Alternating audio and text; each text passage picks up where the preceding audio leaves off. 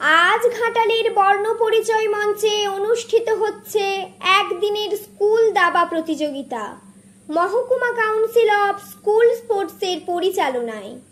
এই প্রতিযোগিতার উদ্বোধন করেন মহকুমা শাসক সুমন বিশ্বাস। উপস্থিত ছিলেন ডক্টর সুমন পান্ডা, সোহম সামন্ত, চন্দন দত্ত প্রমুখ শিক্ষকগণ। এছাড়াও স্কুলের ছাত্রছাত্রী সহ অভিভাবক অভিভাবিকাগণ।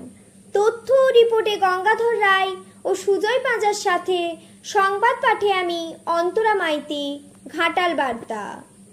ঘাটাল মহকুমাতে প্রথম চেস টুর্নামেন্ট বিদ্যালয় স্তরে। খুব আমরা আনন্দিত বোধ করছি এই ধরনের একটা অনুষ্ঠান করতে পেরে।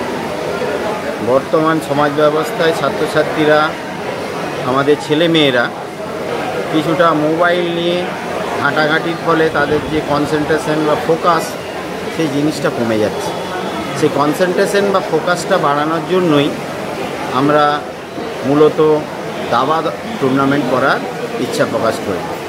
আমাদের মহকুমা শাসক মাননীয় সুমন বিশ্বাসের প্রেরণাতেই এই ধরনের একটা অনুষ্ঠান আমরা করতে পারছি।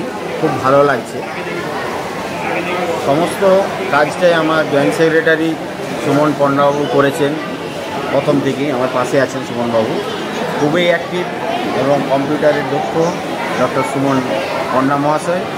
উনি বলবেন যে কীভাবে আমাদের যে ভাগগুলো করা হয়েছে 7, 11, 9, এটা উনি বলবেন। আরও বিস্তারিত জেনে নেব পণ্ডাবাবুর কাছ থেকে। যদি বলেন যে এটা কত দলীয় টুর্নামেন্ট, কীভাবে কতগুলো রাউন্ড হচ্ছে, বিস্তারিত যদি বলেন। এই টুর্নামেন্টটা সম্ভবই হতো না যদি এসডিও স্যারের প্রচেষ্টা না থাকে। উনি একদমই একা হয়ে আমাদেরকে শুধু এগিয়ে দিয়েছে যে আপনারা করুন, আমরা পেছনে আছি। এই টুর্নামেন্টে আমরা প্রথম শ্রেণী থেকে দ্বাদশ শ্রেণী পর্যন্ত বয়স হতে হবে 18-র নিচে এবং পুরো পশ্চিম মেদিনীপুরের যে কোনো জায়গাতে অংশগ্রহণ করতে পারবে। তো আমরা অংশগ্রহণ করতে আমরা ভেবেছিলাম বোধহয় 50 থেকে 100 মতো হবে, কিন্তু আমাদের ক্যাপাসিটি ছিল 200 নেওয়া পুরো ফিল আপ হয়ে গেছে। তারপরেও নাম আসছে, আমরা শেষমেশ নিতে পারিনি বেশ কিছু নাম। এতটাই সাড়া পাওয়া গেছে, অভাবনীয় সাড়া পাওয়া গেছে। আর চেস টুর্নামেন্ট, চেস খেলাতে যে এত উৎসাহ বাচ্চাদের, সেটা আমাদের ধারণার বাইরে ছিল। যাই হোক, এটা খুবই ভালো একটা লক্ষণ যে সবাই চেস খেলতে আগ্রহী এবং চেস খেললে যে আমরা নিজেদের ফোকাস ধরে রাখতে পারবো, আমরা একটা সমস্যা থেকে বেরোনোর চেষ্টা করতে পারবো, সেই উদ্দেশ্যেও আমাদের কিন্তু চেস খেলা উচিত এবং মস্তিষ্কের যে বিকাশ ঘটবে।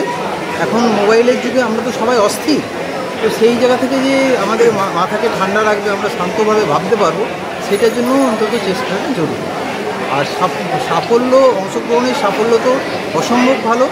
আমরা অনেকেরই সাহায্য পেয়েছি। আমরা যেমন বিদ্যাসাগর স্কুলে ভীষণভাবে সাহায্য পেয়েছি। বিদ্যাসাগর স্কুল আমাদের পুরো স্টুডেন্টদের লাঞ্চের ব্যবস্থাটা করে দিয়েছেন। এছাড়া যুব চেস একাডেমি, আমরা ওনাদেরও সাহায্য পেয়েছি। আর আমার সর্বোপরি আমার তো সেক্রেটারি আছেন চন্দনবাবু আছেন, আমাদের এসডিও স্যার আছেন, এছাড়াও সৈকত সিনহা আছেন, প্রশান্তবাবু আছেন। সবাই মিলে আমরা এটাকে উৎসবে পরিণত করতে পেরেছি। এটা কত রাউন্ডে খেলাটা হবে? কীভাবে রাউন্ডে খেলা হবে? সবাই সবার সাথে খেলবে এবং আমরা এজ গ্রুপেও প্রাইজ রেখেছি, আবার এমনি ওপেনেও প্রাইজ রেখেছি। ওপেনে প্রথম 10 জনকে পুরস্কৃত করা হবে এবং এজ গ্রুপ আছে 3টে, আন্ডার 7, আন্ডার 9 এবং আন্ডার 11। সমস্ত এজ গ্রুপেই বেস্ট 5 বয়েজ এবং বেস্ট 3 গার্লসকে পুরস্কৃত করা হবে। এছাড়াও সাব ডিভিশনে আমরা 25 জনকে আলাদাভাবে পুরস্কৃত করব।